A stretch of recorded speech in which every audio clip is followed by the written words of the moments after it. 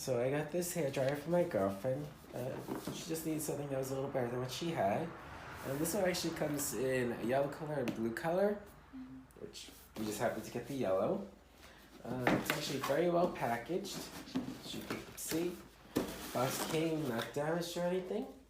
It came with 2 attachments. The hair dryer itself, which actually has a very extremely long cord, which is very good. The cleaning screen is very easy. You just open that and it pops out this and you just clean that. Very quick, easy, so that should help keep that clean. It's extremely powerful. I can just plug it in. That's the low setting. Also has a nice blue light, you can see. High setting, same thing with heat, low and high.